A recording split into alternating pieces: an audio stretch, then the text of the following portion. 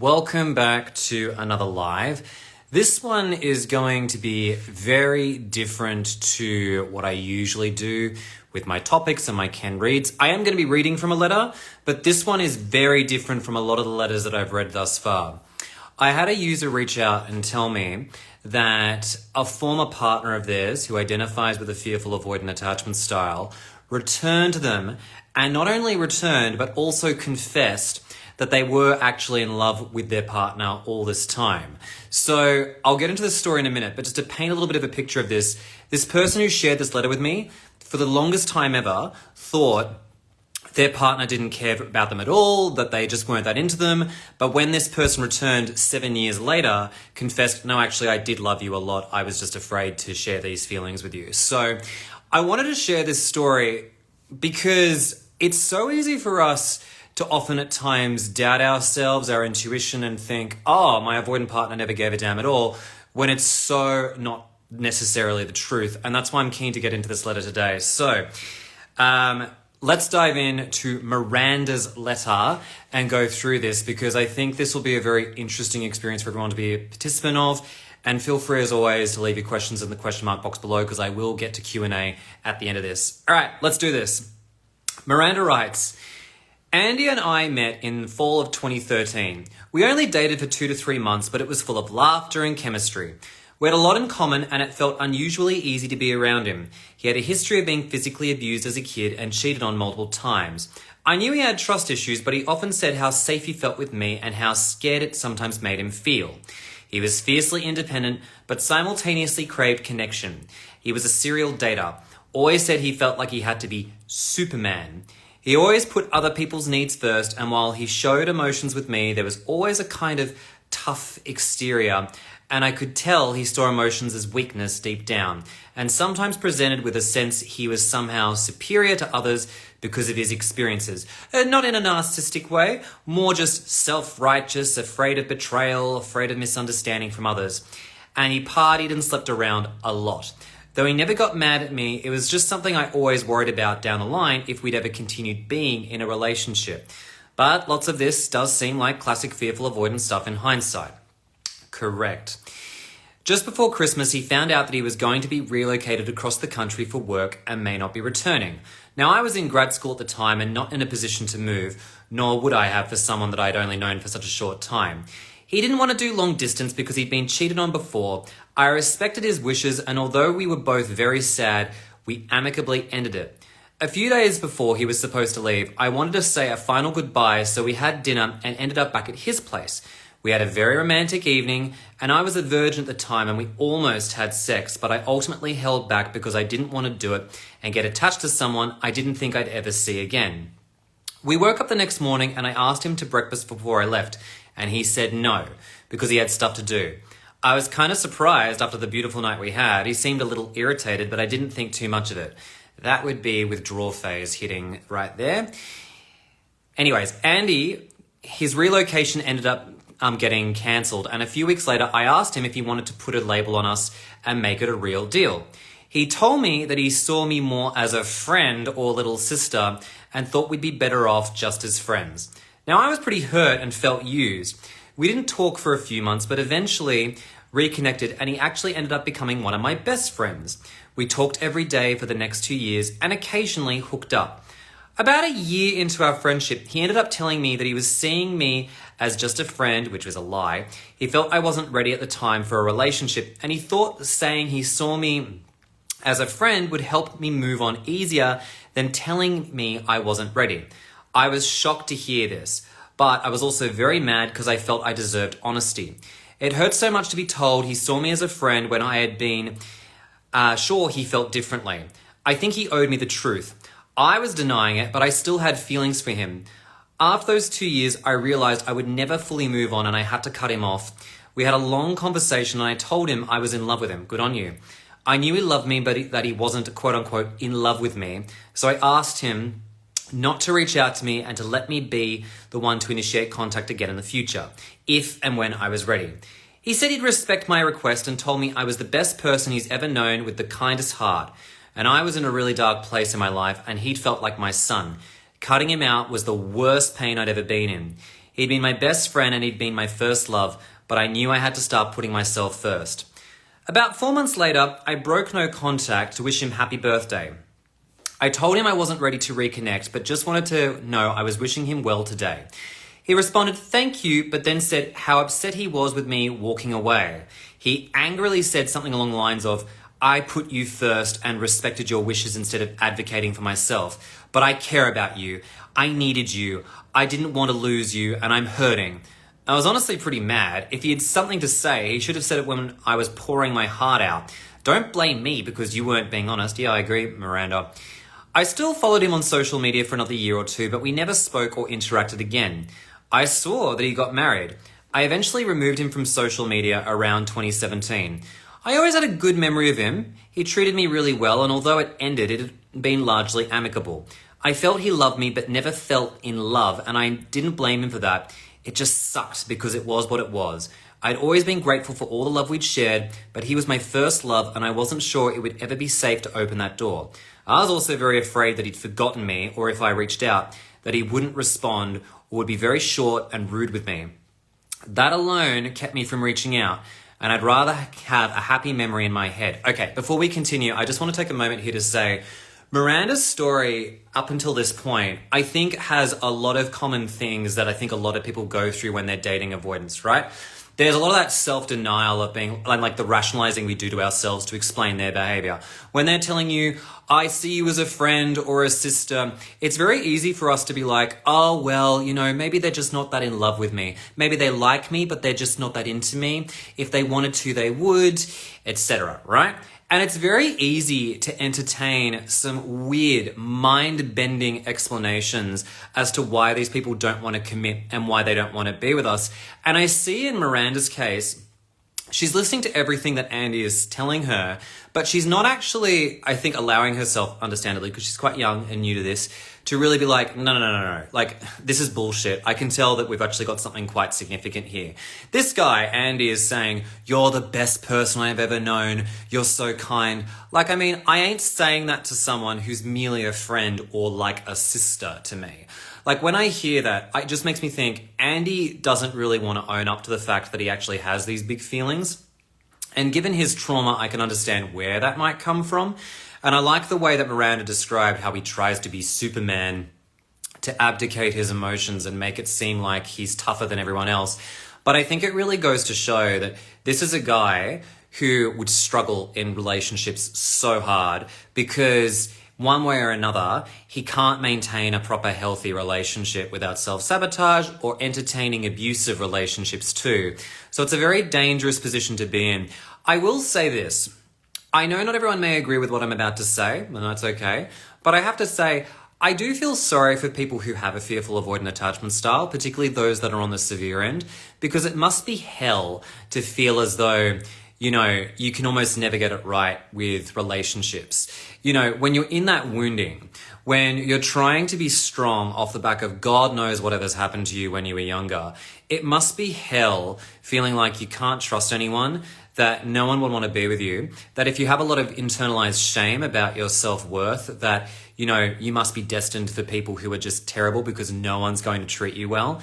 And I can imagine the stories and the wounding that gets repeated over and over and over again would just make you feel like you are unlovable, no one will ever want to be with you, you can't trust anyone. I mean, until that's resolved, I could just imagine that, you'd be stuck in your head much of the time. And also, the thing that's important to understand for those that have a fearful avoidant attachment style is they're also exceptionally big feelers. They have big reception to, emotions, even if they try shutting it down. And I think because they often are able to connect with other people and, what they're going through, they can become very easily overwhelmed by another person's emotional well-being, and it disrupts their own equilibrium. But in saying that, I once again always have to remind everyone that it is not an excuse for the impact of their behavior. Just because these individuals have a lot of deep wounding and it must be very hard for them, it's still not a get out of jail free card from being abusive to people as well too. Now, with that all being said, let's get back to Miranda's letter. So this is where things get really interesting.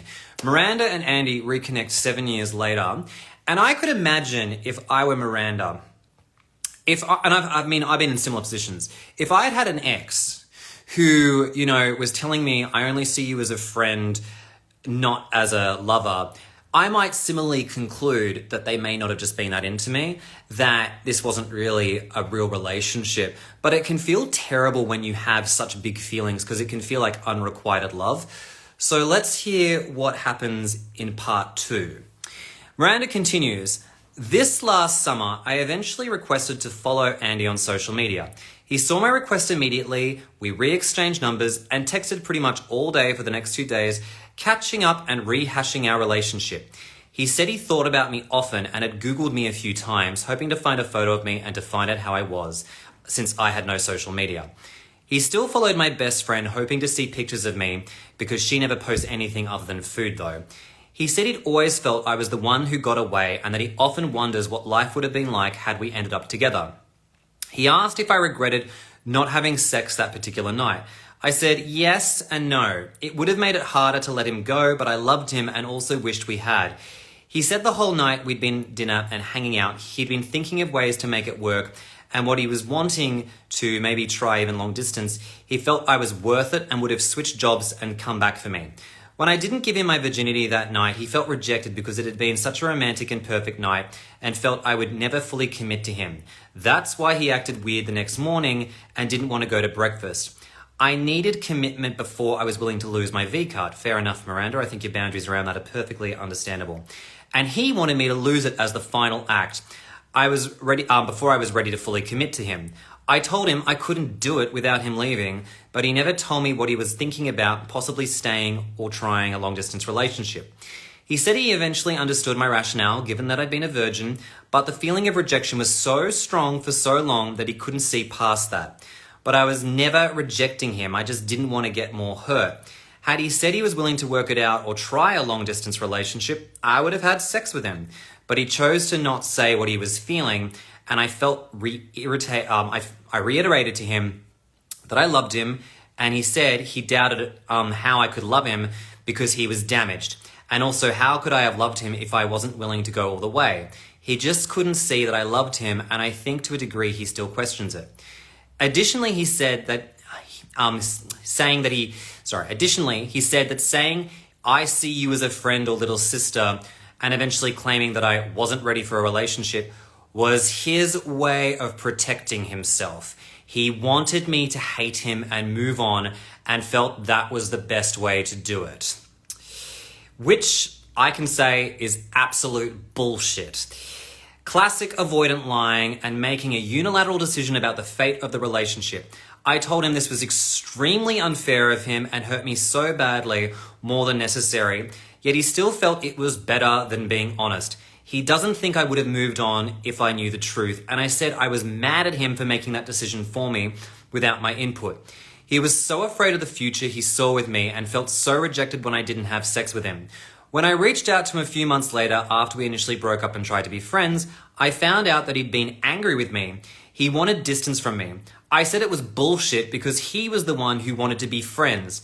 So how could he be angry when I tried? He said he still had feelings for me and still wanted to sleep with me and was angry that he couldn't fully have me. Again, he could have had me had he been honest, but he chose not to be vulnerable. He knew how I felt and I'd put myself out there twice now. Of course, I never knew until now that he was feeling this. He was just being friendly on the surface. To me back then. Even when we hooked up occasionally, he said he was aware we both had feelings for each other, but he came up with lots of rationalizations why it couldn't work. He wanted to travel and I didn't. Well, actually I did. He felt cultures, this literally had no impact, LOL. Our careers were too different, etc. Basically, he was coming up with a bunch of nonsense as to why this couldn't work. Of course, none of this was relevant or true, but they were the stories he said he fabricated to convince himself he did the right thing and helped him suppress his feelings for me because he just didn't believe it would have worked out. We had too much in common and I was so safe, so it was too good to be true for Andy. It's funny because he clearly admitted they were rationalizations, but then when I pointed out they were all complete bullshit, and I said that I would have loved traveling, I would have had to have coordinated around school breaks, he went back to rationalizing how it wouldn't have worked out and that it would have been for the best. He said that he never reached out after all these years because he was afraid he would fall back in love with me. He never told me he loved me before, so this was a huge revelation. He said he'd been overwhelmingly in love with me and saw a future with me, that I had made him feel so safe and seen in a way no one else ever had. The 2 years we were friends post-breakup, he serially dated, got into terrible relationships with women who treated him like shit. He drank and partied a lot, and ultimately told me these were some of the darkest years of his life. He was spiraling in self-hate and felt intense shame over how he handled things with me. He had some degree of self-awareness that it was stemming from suppressing his feelings for me, but said it took him years to fully understand it. He shared that if he hadn't met his wife when he did, nothing would have stopped him from coming back for me and fighting for us. Even after he got married and had kids, he said it would have hurt way too much to reopen the door and to find out I'd moved on. Interestingly, he also backtracked sometimes, saying he wanted me to move on because he just wanted me to be happy and it would have hurt him to know I was still hung up on him. He said if I'd reached out any sooner, that when I did, he wouldn't have been ready. It took him all this time, nearly 7 years of no contact, for him to start to forgive himself. He does have a tendency of dismissing emotions and pretending that he's Superman, calling emotions weak, having to be strong to overcome them, etc. But then simultaneously saying how much he values vulnerability and how that was always one of the favorite things about me. Yeah, of course it was. But then he also called me too emotional for it. While he shared that he is happily married and at a good place in his life right now, he also shared that he regrets not fighting for me and that he knows what he lost. He said he'll always have some feelings for me, and I find it interesting that he still thinks about me so much and what our life would have been like. I definitely feel like his Phantom X. There's a bit more that Miranda wants to share in just a hot second, but we're going to take a little pause here. Firstly, wow. Like, isn't this interesting? You know, it's one of those things where when you're dating someone who is trying to convince themselves of a narrative that doesn't even exist, they're trying to rationalize why things can't work, it's very easy to believe the BS if we don't stick to our truth and own our emotions and the feelings that are occurring. And so there's a lot that I want to unpack here. I can see someone here said, oh my God, 7 years and a wife. I actually don't think he's probably that happy with his wife and kids. I think it's probably something like, someone here says he's happily married to someone else. Yeah, I doubt that. This guy couldn't find happiness with, previous partners. He couldn't hold on to you. What makes it seem like he's actually truly happy with this new person? The fact that he reached out to you and, you had a conversation after you initiated reconnecting, to me, makes me think there's a lot of unresolved feelings between the two of you. And it makes me think he's probably not that happy in this relationship. It's probably a distraction. And it's just wild to me that he has just gone to this level of denial to justify all of this and to try and suppress you. A lot of people often think that avoidance, those that are on the severe end, must be so much better off when they move with their new partner. They're getting married. They're doing all the things that we never did. Lest we forget that a lot of this stuff is them trying to take action to remove themselves from the feelings of that relationship with you. Much of this behavior is designed for self-protection, to try and deny that there was ever any real connection between the two of you. They really do try and manage not only the narrative to try and push a lot of those feelings away, but the amount of suppression they go to is wild. And I think it's interesting because we often think of avoidant attachers as being very disconnected from their emotions, which they can be. But even in disconnecting from them, we're still ruled by our emotions, our big emotions in particular. And it just goes to show that this is someone who is being driven so much by his emotional dysregulation that he's someone who feels like you were the one that got away. He was telling you, oh, I wanted you to hate me so you'd get over me. He was making unilateral decisions on behalf of the relationship. He thinks he's doing the right thing by telling you, I just see you as a sister and as a friend. I mean, if he had actually said all of this to you 7 years ago, I could imagine that this would have probably made things a lot easier to understand if he just said, I'm scared. But I think in this day and age, especially for a lot of avoidants, I think a lot of them have been brought up, conditioned, socialized to feel that, you can't be vulnerable. And it's so interesting that he loved that aspect about you, your vulnerability. I know, avoidant partners of mine have said similar things to me, and I'm like, that's wonderful, but if you can't reciprocate, we're kind of fucked. And I think that, what's really quite terrifying about this is just how much you can see that anxious side of him, the avoidance side, and his fearful avoidant disposition. And so it's wild to me, just the amount of rationalizing he went through. So just before we get to Miranda's last part of her letter, I just want to say again, I hope that I know this is one story, and I know that, there's plenty of other cases out there with lots of people who are avoidantly attached. But I just think that when it comes to these experiences, it's so easy for us to doubt ourselves and to think, oh, they never cared and they never loved us.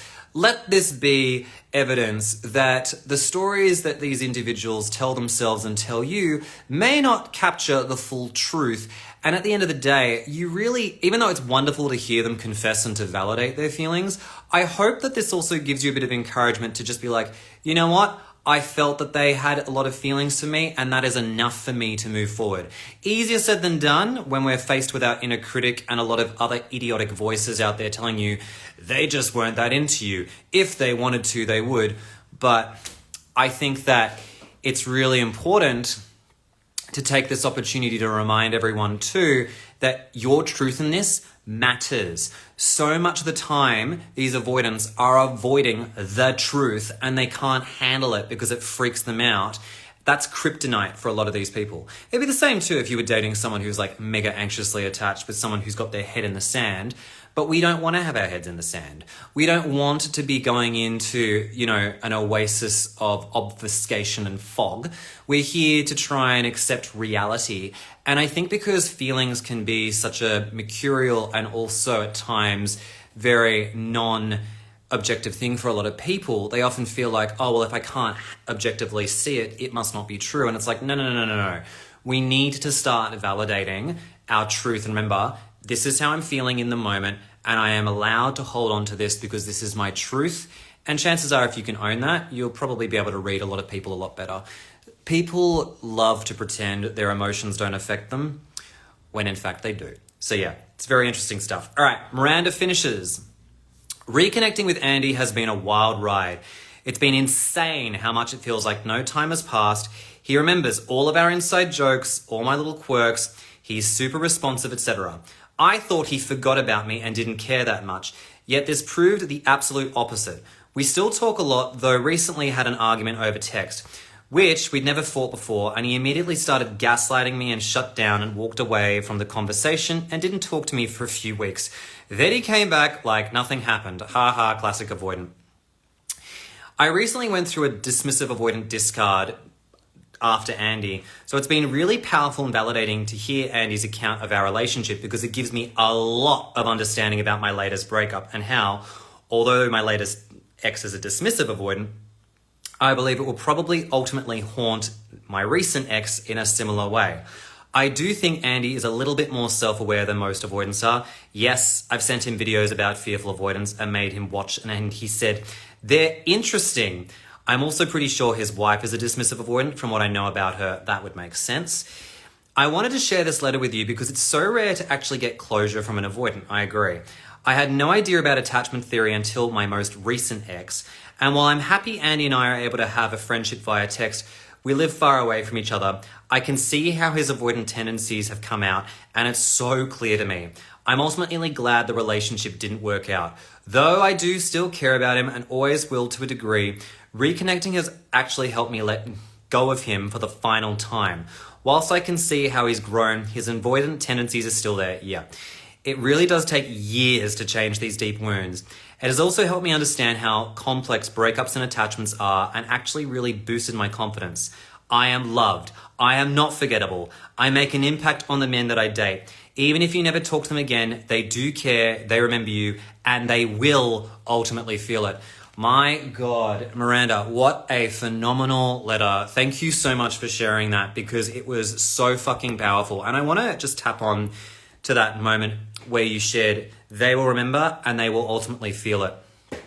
I adore what you just shared there, because one of the techniques that a lot of avoidants employ, those that are on the severe end, when they're abruptly breaking up with someone, is a term called banishment. And what's really terrifying about this is when they act like they never cared about you, they have forgotten about you, they've moved on without you, you're basically, you didn't even matter, you didn't even exist. And I think when you've been banished by an avoidant attacher, feeling erasure, right? Feeling that sense of like you didn't even matter and you left no impact is one of the most insidious, painful, traumatic feelings a person can ever go through. Without sharing a very, I suppose, traumatizing and very triggering analogy, I heard some other people who I work with say to me, it was one thing to be abused in other ways, but at times I could still tell that when that person was being abusive, whether it be physical or psychological, they still cared because they were fighting me, literally.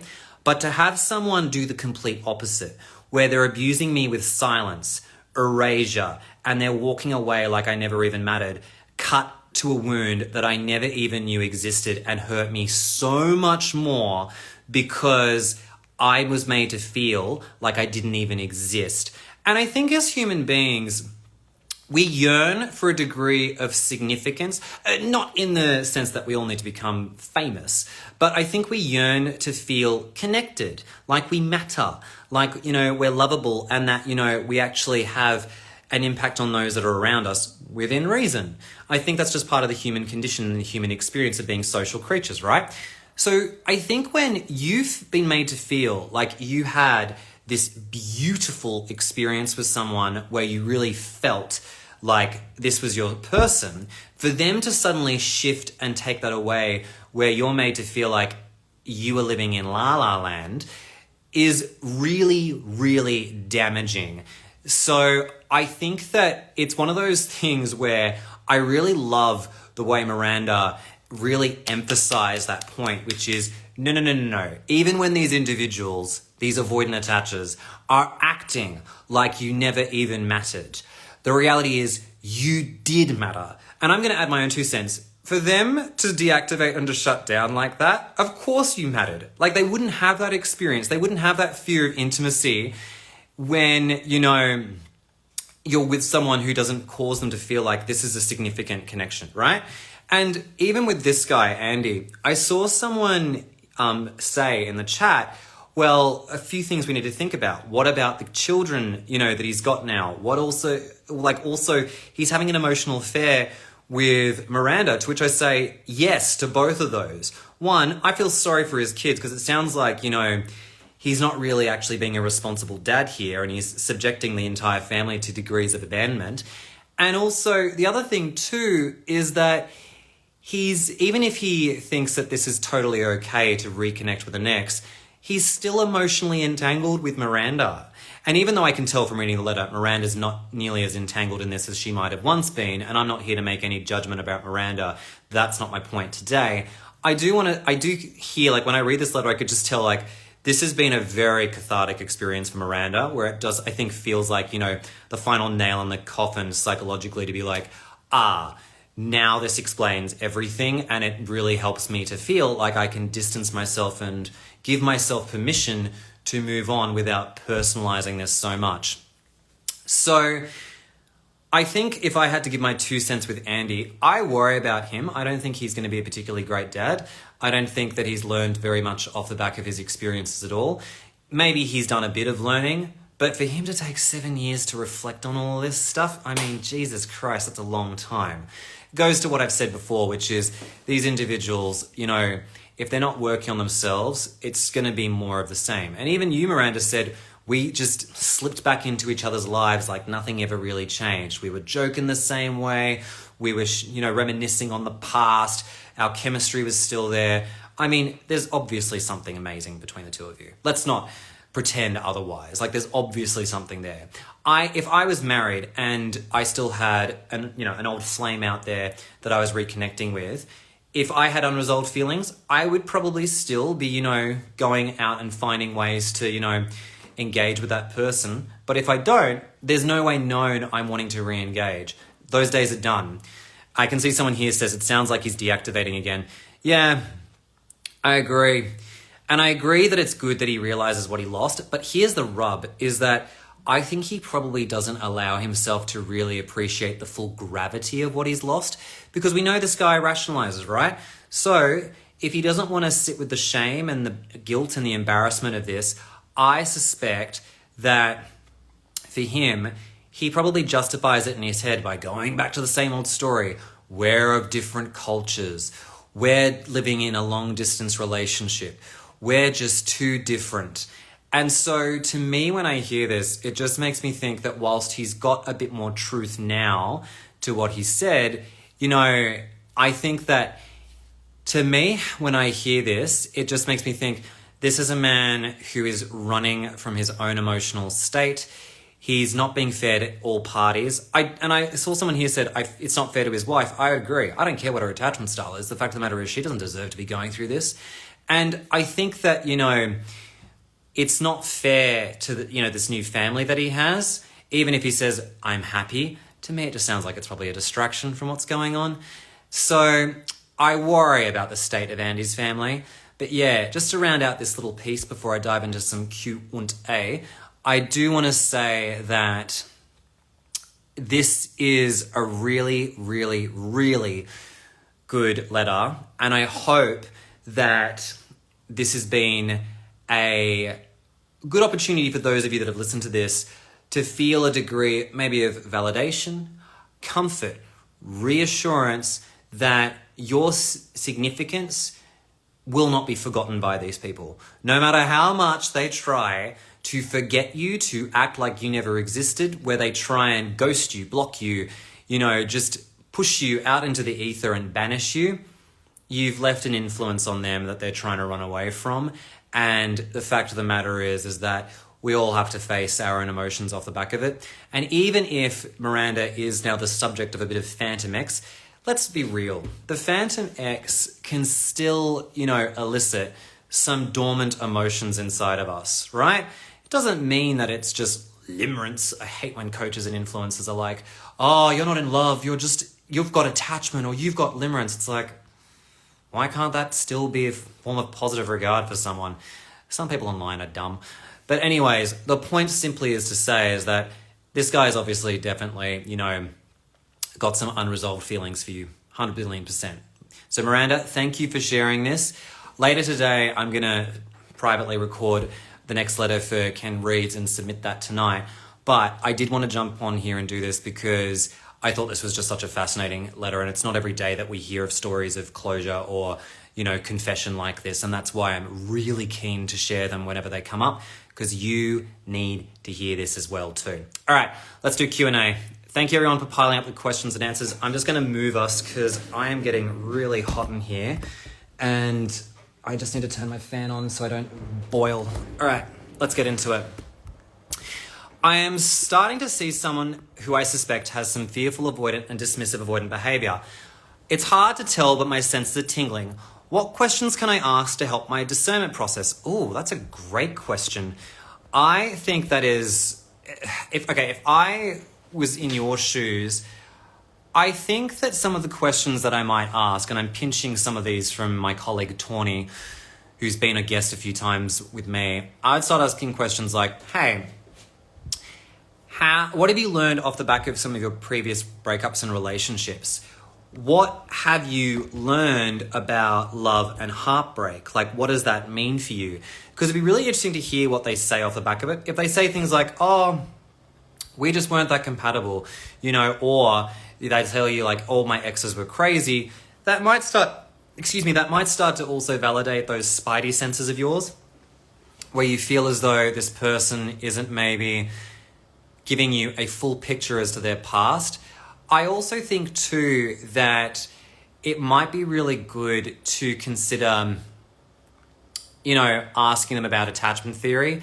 You could even just gently bring it up, being like, hey, I've been doing a lot of self-development work on myself, and I'm for me, I recognize that I have a tendency to lean secure, anxious, avoidant, whatever you feel is appropriate.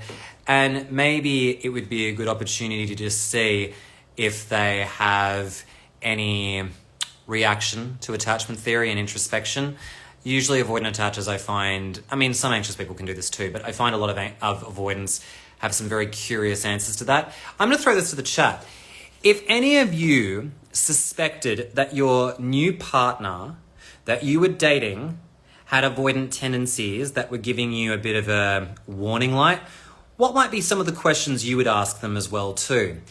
Because I think it'd be really interesting to hear what your ideas might be off the back of your experiences. I can see someone here asking the question, have they ever been heartbroken? I think that's a great question to ask.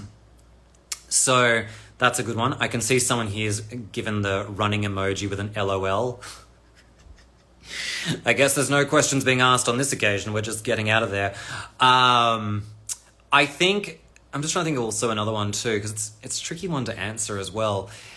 Someone here says, ask about their family history. That's a good one to ask. I think if you're going to do that in a gentle way, you might be like, hey, you know, like, how have you learned about love and relationships?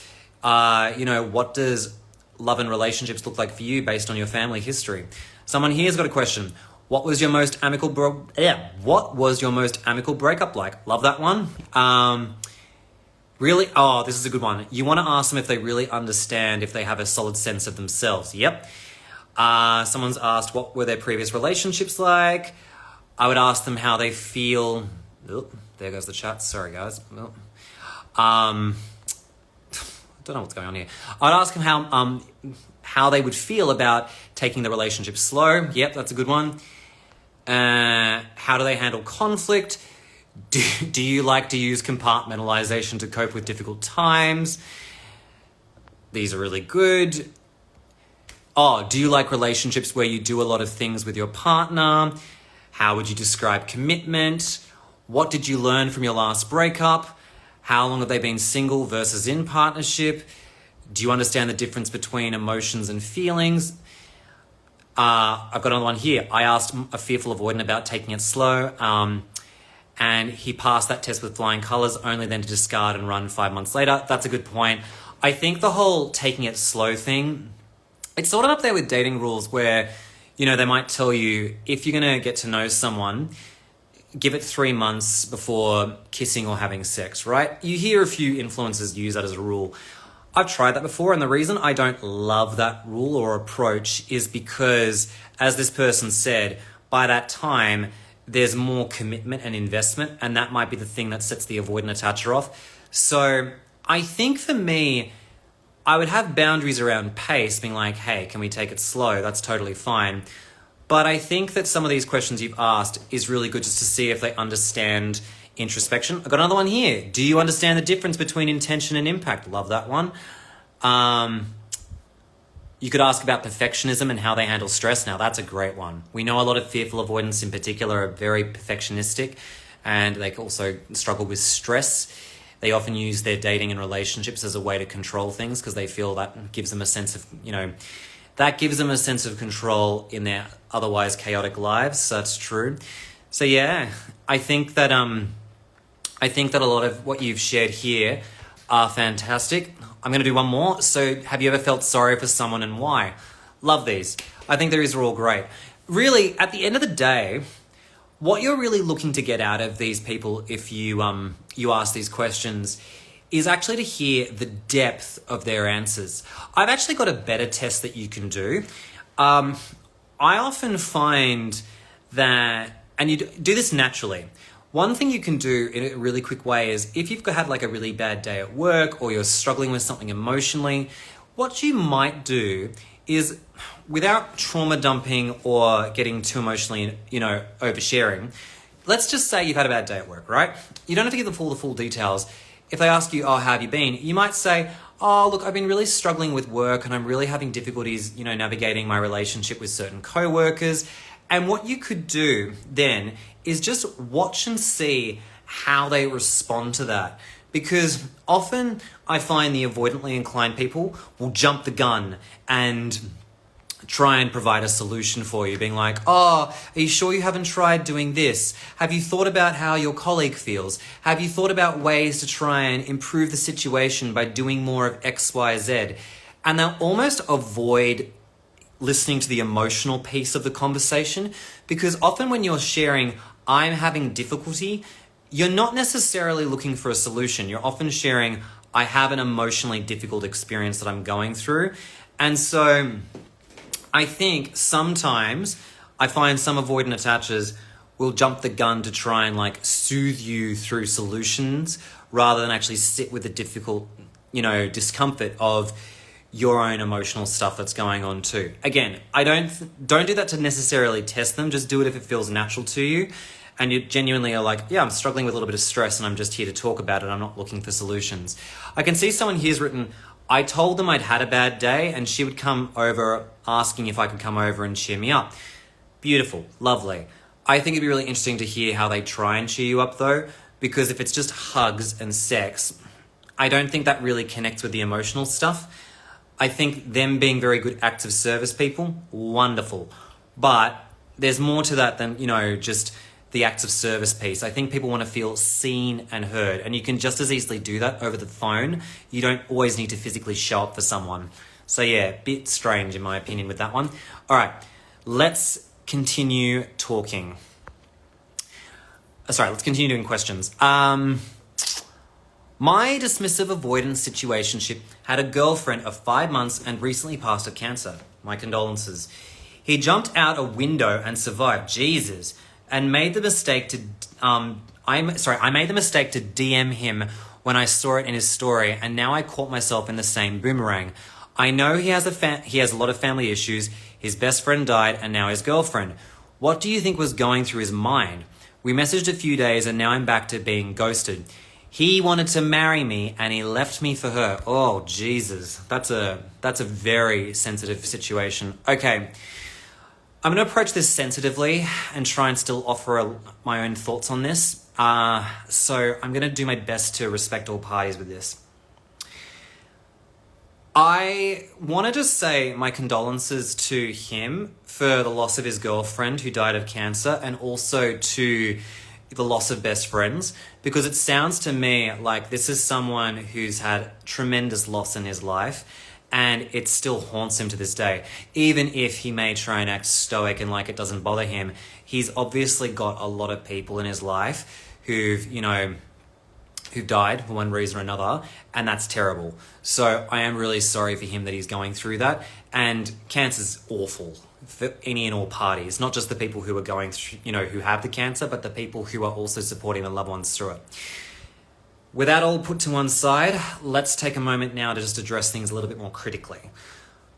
I have noticed that there is a tendency for dismissive avoidance in particular, and fearfuls, to try and become a bit of a savior for those that are in positions of pain, those who are needy, those who have chronic health issues.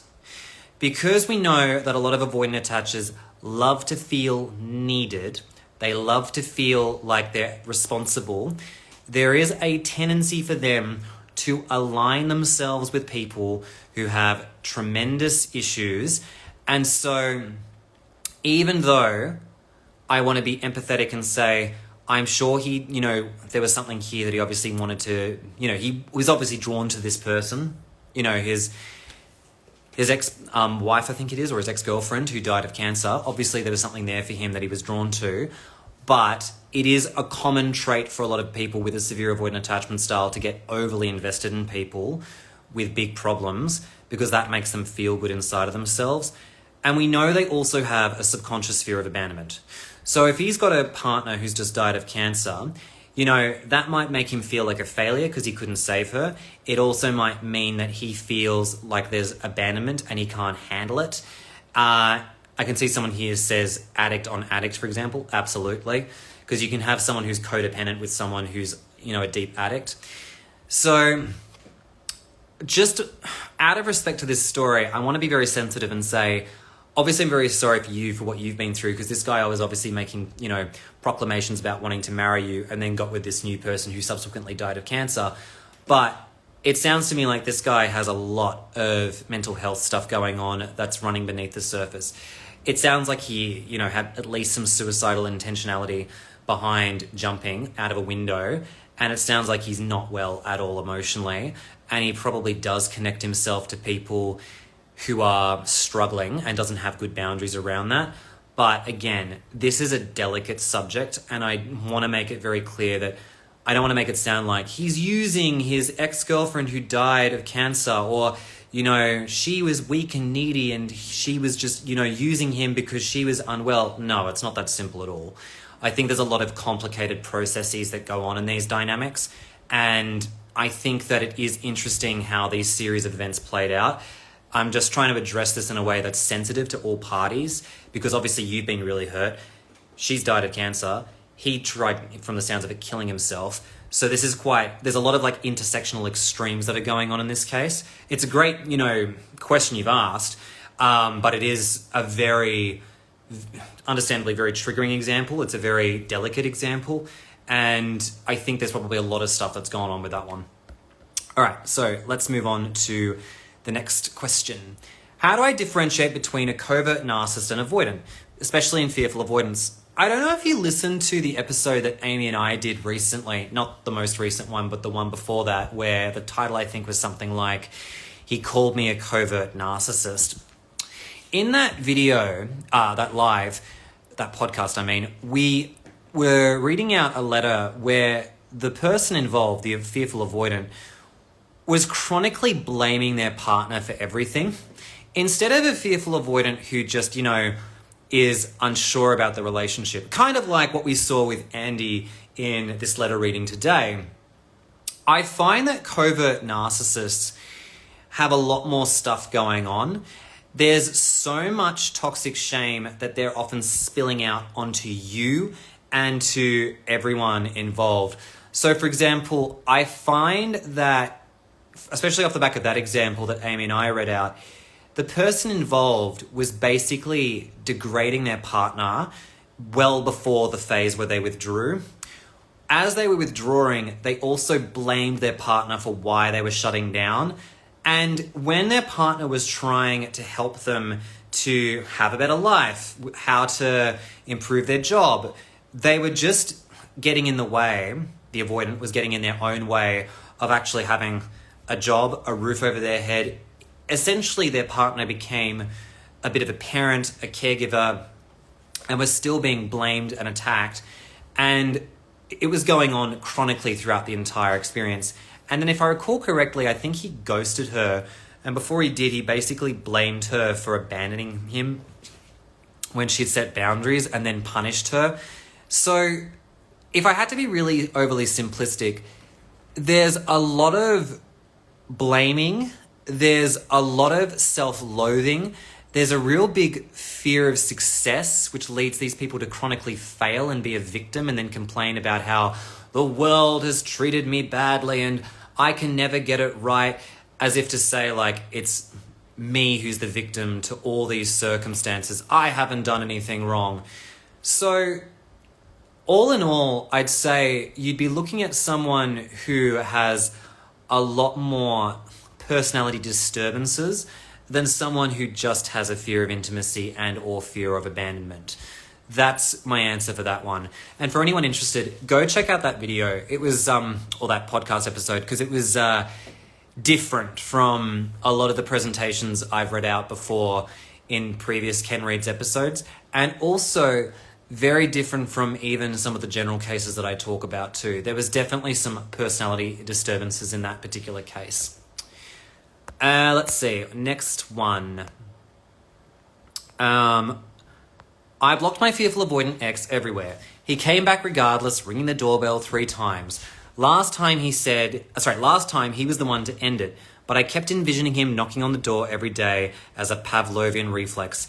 Any advice on how to stop? So, in terms of like how to stop envisioning him knocking on the door, that sounds to me like there's probably a bit of stuff going on. Like there could be a bit of PTSD off the back of what you've been through. There could also be a bit of shock about how he just sort of comes back into your life over and over and over again.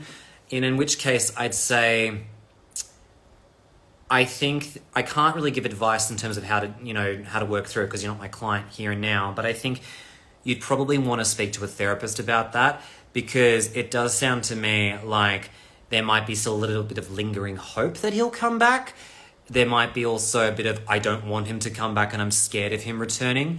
Maybe this is something where you need to actually discuss having, bigger protection, like maybe an AVO against him. Like, I can't remember what the acronym stands for, but basically you need to contact the police and basically get an issue against him for aggravated assault, for, disregarding boundaries. But yeah, I think that if you're still like envisioning him returning, that suggests to me that there is a bit of, shock and trauma that's there. I'd speak to a specialist and I'd actually say, I think I need to bump this up to domestic violence, because even if this guy in particular isn't physically abusive or displaying those traditional signs of domestic violence, he's still abusing your boundaries. You've basically wanted to create space and separation from him. So I think that you have every right to now be like, I'm going to ramp this up for my own protection. And if he can't get that, that's on him. Him coming back to you after you blocked him like that and knocking on your door like that suggests he's very much an addict to you as well, and he can't help himself and he can't respect your boundaries. So I'd say there's big issues there for him and he's really affected you. Okay, let's continue. Do you recommend reconnecting with an ex to talk about what happened and let them know they mattered? Our breakup was toxic. It's been 2 years. I feel like I'd like to own my part in our story, or should I leave it? He was avoidant, I was anxious. This is such a great question. I want to say that I personally reached out to my ex 2 years after everything went down, and I just sent like a couple of voice messages, like about 2-minute voice messages to him, basically stating how the breakup really fucked with me. And that was it. And at that time, I didn't want to get back with him. I didn't really care why he did what he did. I just wanted to own my truth and be like, I respect my role in this. I realized I came in too heavy and strong and I was exceedingly naive and I didn't know what I was getting myself into. And frankly, I should have been more respectful of like where you were at the time with some of your expectations about a relationship. However, the way in which you ended this really did hurt me tremendously and it put me into therapy, and I just hope you never treat someone like that ever again. And they basically came back to me with something kind of pathetic, like, hi Ken, glad to hear you're better, wish you all the best. And that was it. It was just like a simple text. And I remember feeling a combination of things, a bit of disappointment because that was kind of pathetic, but it was such a pathetic response that it made me realize, oh wow, you're not some secure person. You're actually really emotionally unavailable. If I'd ever had an ex reach out with a similar message, I don't think I would give such a cold response. I know for a fact that my time with this person wasn't abusive. It wasn't, crazy dysfunctional. It was a short, sweet episode that ended really traumatically for me. And so answering your question, I'd say, I think if you're going into it from the perspective of, I just want to share my truth and I'm not really, if you're willing to hash it out, wonderful. And they're willing to, great. I think at the end of the day, it's really about, do you feel comfortable to express how their behavior made you feel? Because you have every right to do that. And I have heard cases where the avoidant attacher is open to having a dialogue about it and they may confess what happened back in the day because there's been some time and distance from it. So short answer is I actually say if you're emotionally removed and you don't want this person necessarily back in your life, so to speak, go for it. I actually think it's part of healing. I can see someone here says, so that addiction doesn't equal love, right? I always wondered if my FA truly loved me like he claimed or was attached. Okay, I'm going to go back to saying what I said a little while ago. I know why you've written this, and that's okay. I fucking hate when people reduce love to limerence, addiction, you're attached. Like we all have to be some fucking Buddhist monk who never has intense feelings in our lives. So here's what I'm going to say, just gently. If you felt that this person was addicted to you, what is the basis of said addiction? Feelings, emotions, impulsive, dysregulation as well too, right? So it really depends on what your definition of love is. I personally think that it might be an unhealthy form of love, meaning that this person, wonderful, they can't get enough of me, love that for them. But is it a healthy form of love where that person is regulated and knows how to respect my boundaries? Yeah, probably not. Does that feel nicer to hear on yourself compared to, they were just addicted, they never loved me? We know for a fact that, an addict's first love will always be their substance of choice. So if you happen to be said substance, and even if they're not committed to you, they're committed to their escapism, I guess you're still part of that too, right? So I think that when it comes to this line of like, oh, I'm looking for reasons as to whether they were addicted to me or they just didn't love me, stop yourself right there. You, not you specifically, the person who asked this question, but people in general, are resorting to rationalizations now. You're trying to use an avoidant tactic to justify the madness that happened. I know a lot of people, in fact, I think everyone I know who's gone off the back of this, has a little moment of being a bit avoidant off the back of this. Please bear in mind, it is a phase. Many of you have been deeply traumatized by these experiences and you're scrambling for answers. Your inner critic is coming up with a bunch of nonsense. So I just want to say, for the love of God, do not use avoidance strategies like delusion, denial, rationalizations that don't corroborate your feelings to get over this, because it drives me insane, just listening to avoidance justify their BS. But it's equally bad if you try agreeing with the BS as if to say, oh, well, their BS is truth, because it's not. And this is where people who are extremely vulnerable to distortions, to confusion, to gaslighting, people who've usually had a lot of misunderstanding growing up, where they've had very invalidating caregivers, or there's been a lot of lies, secrets, discomfort with the truth, are very vulnerable to reality because they don't know the difference between what is truth versus what is fiction. And it's very easy to just believe what anyone tells you without actually stepping back going, I feel in my heart of hearts, this is what I experienced and this is what I sensed out of you. You got to remember too, think about it like pets. Why do you think dogs in particular are very receptive to the emotional state of other people? We as human beings are very sensitive to other people's emotions too. When we think about the process of transference and countertransference, many of us are really, really, really, really, really good at, picking up emotional states of other people. Some more than others. Like I know for one that I'm particularly attuned to people's emotional well-being and I can pick up shit like that. And some of you, I think a lot of you probably are really good at it too. I work with a lot of people who, are very sensitive and so good at being able to recognize this. So just remember, if it makes it a little easier for you to work through, go back to how you're feeling. I know it's hard because often our head and our hearts are in massive dissonance with one another. Our heart's saying, I feel love, and our head's going, they didn't love you, because of all the conditioning and bullshit we've been intoxicated with from like when we were younger. And it doesn't help when you got friends and family who may be well-intentioned telling you shit like, they never loved you, love wouldn't feel like this, they wouldn't treat you like this if they loved you, blah, blah, blah. Reality is that, how people show love is a reflection of how they grew up. Is it okay all the time? No, because sometimes that love was modeled with abuse.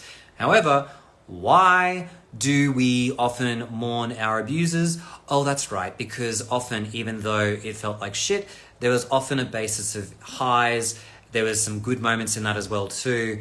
It's never usually black and white. There's usually lots of stuff going on. And this leads me to another thing too. I saw a follower reach out to me yesterday with this story that I did. I made this story yesterday where I said it's really invalidating when friends and family tell you to just move on. And a follower added to that saying, I really dislike it when I have, say, a friend who's listening to me talk about my ex and they seem happy at the idea that I've moved on from my avoidant ex, like saying, good, I'm glad you're over them, as if to say like that person was bad for you or that person was bad. And they said rightfully, I felt really annoyed by that because I don't feel like they really understood the complexity of the situation. And I want to say, absolutely. These situations are so complex. And when you've got well-intentioned friends and family acting like, it's a party, you realize this person never loved you, it's so good you've gotten over them, they're really doing you a disservice. Because this is one of those things where there often is tremendous positive regard for people who are avoidantly attached. Like I've said many, many times, you didn't fall in love with someone who was just ghosting you, discarding you, breadcrumbing you, stonewalling you, whatever they've done. They often have such incredible parts to them as well too. So just remember, in your recovery process, try and honor all of the experience from the emotional standpoint. And if your inner critic starts to jump in, bitching and complaining about how they never loved you, if they wanted to, they would, etc., really try to challenge that, because a lot of that is just unnecessary noise. So that's where I think it's really important to think about in your healing off the back of this. I see someone here has asked, is it possible dismissive avoidants use words or actions they experienced from their mother? They basically mirror their parents' behavior. Oh yeah, makes sense to me. I mean, I can't think of a specific example that comes off the back of my head, but hell yeah. I mean, I know a lot of, this is a bit of a heteronormative example, straight male dismissive avoidants will often treat their kids the way they were treated by their parents, neglected, emotionally distant, not able to connect properly. So absolutely, they're very good at often taking on those parental traits and then, doing wonderful damage to their kids. So yeah, there is definitely a lot of that. Let's see, what else have we got here? I'm going to do 2 more and then I'm going to run. My dismissive avoidance situationship of 2 years asked to see me soon after a night of the most intimate sex we ever had and then ghosted me all of a sudden. Is this a case of fear of intimacy? Yes, it absolutely is. And if you watch or listen to the podcast, you'll often hear that pattern play out almost identically, right? Like, it's so predictable how it often happens. It's almost like really great intimate moment, withdraw, detach. And that part 2 and 3, phase 2 and 3 can almost happen just like that. So it can be very, very quick, and it can happen, usually very abruptly off the back of an intense intimate moment. It could have been a holiday. It could have been, a trip somewhere. It could have been something else. It's just one of those things where it's very common for a lot of people to, have these intense intimate moments. And it doesn't even have to be, a grand experience. It could literally be a moment where you've shared a great date together. You've only known this person for 3 dates and you've really gotten to know them well. And they're like, oh, you understand me like no one else. And then you never hear from them again, right? That's usually how it plays out, is that there's this building intensity. They can't handle it and then they're out. All right, one more and then I'm out of here because I've got to go. Let's see, what else have we got here?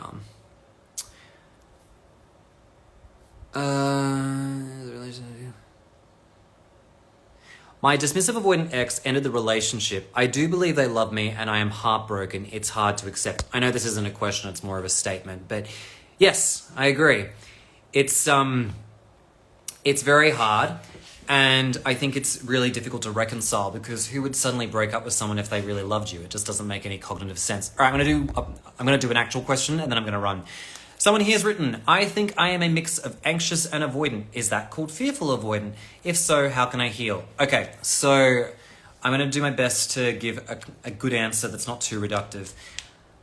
Yes, it's called fearful avoidant attachment, or disorganized attachment, means the same thing.